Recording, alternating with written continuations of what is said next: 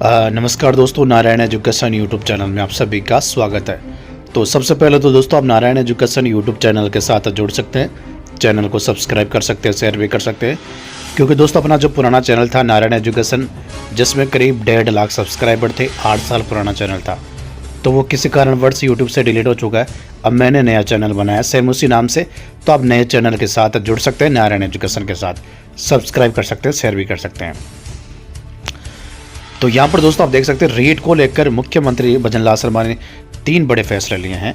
वो बड़े फैसले इस रेट में लागू होने वाले हैं। तो कौन कौन से, तो यहाँ पर देखो, आज की न्यूज़ आप देखो। सरकार के 3 बड़े फैसले। संवेदनशील केंद्रों पर सीसीटीवी कैमरे लगेंगे। रीट पहली बार बायोमेट्रिक जरूरी, डाटा सुरक्षित रखना होगा, सिलेबस से ही सवाल। प्रदेश में 27 फरवरी को प्रस्तावित रीट 2024 को पारदर्शिता से कराने को लेकर राज्य सरकार ने 3 बड़े फैसले लिए हैं। पहली बार परीक्षा में बायोमेट्रिक का उपयोग किया जाएगा, ताकि न केवल गड़बड़ी को रोका जा सके बल्कि डमी अभ्यर्थियों भी तुरंत में पकड़ में आए। संवेदनशील केंद्रों पर सीसीटीवी लगाए जाएंगे। इसका खर्च रीट आयोजन की नोडल एजेंसी राजस्थान माध्यमिक शिक्षा बोर्ड उठाएगा। बोर्ड को सरकार ने सख्त निर्देश दिए हैं कि किसी भी कीमत पर अभ्यर्थियों का डाटा लीक नहीं होना चाहिए। वही परीक्षा में तय किए गए पाठ्यक्रम में से ही सवाल पूछे जाए। प्रारंभिक शिक्षा सचिव की अध्यक्षता में ही सचिवालय में हुई मीटिंग में निर्णय किए गए हैं। रीट में करीब 15 लाख से ज़्यादा अभ्यर्थियों के बैठने का अनुमान है। आवेदन 15 जनवरी तक होंगे। तो यहाँ पर दोस्तों आप देख सकते हैं 15 लाख अगर स्टूडेंट होते हैं आवेदन के लिए, तो फिर आप मान के चलो कन्फर्म है रीट 2 दिन होगी। या तो 27 फरवरी तो है ही है, या तो 26-27 हो जाएगी, या 27-28 हो जाएगी। 2 दिन होगी फिर रीट।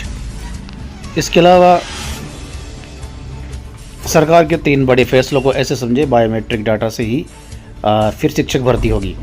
रीट में नोडल एजेंसी की ओर से बायोमेट्रिक का उपयोग आवश्यक रूप से करना होगा। जिस फर्म पर हमको जिम्मेदारी दी जाएगी उससे अभ्यर्थियों का डाटा सुरक्षित रखना होगा। यही डाटा आगामी अध्यापक भर्ती परीक्षा में नोडल एजेंसी राजस्थान कर्मचारी चयन बोर्ड द्वारा उपयोग में किया जाएगा। तो रीट के बाद होने वाली 3rd ग्रेड को लेकर भी घोषणा हुई है। बायोमेट्रिक से डमी अभ्यर्थी पर लगाम लगेगी। दूसरा, सरकार को 5 जनवरी तक केंद्रों की रिपोर्ट देनी है। सरकार ने जिलों में केंद्र बनाने के लिए जिलों में नोडल अधिकारियों की नियुक्ति कर दी है। 5 जनवरी तक केंद्रों की रिपोर्ट सरकार को सौंपनी है। संवेदनशील परीक्षा केंद्रों पर सीसीटीवी कैमरे नोडल एजेंसी यानी माध्यमिक शिक्षा बोर्ड को लगाने होंगे। ऐसे में कितने केंद्र होंगे, इसकी जानकारी 5 जनवरी के बाद ही आएगी। तीसरी चीज़, डीएलएड और बीएड पाठ्यक्रम से सवाल। शिक्षा सचिव की अध्यक्षता में मीटिंग में स्पष्ट किया गया है कि रीट परीक्षा में डीएलएड व बीएड पाठ्यक्रम से संबंधित सवाल ही पूछे जाएंगे।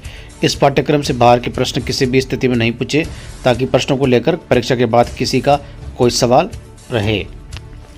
ब्लैक लिस्टेड अभ्यर्थियों की सूची सार्वजनिक होगी। पेपर लीक और डमी अभ्यर्थी के प्रकरणों में एसओजी जांच में दोषी कार्मिकों को परीक्षा ड्यूटी में नहीं लगाया जाएगा। आरपीएससी कर्मचारी चयन बोर्ड की ओर से ब्लैक लिस्टेड अभ्यर्थियों की सूची सार्वजनिक प्रकाशित की जाएगी।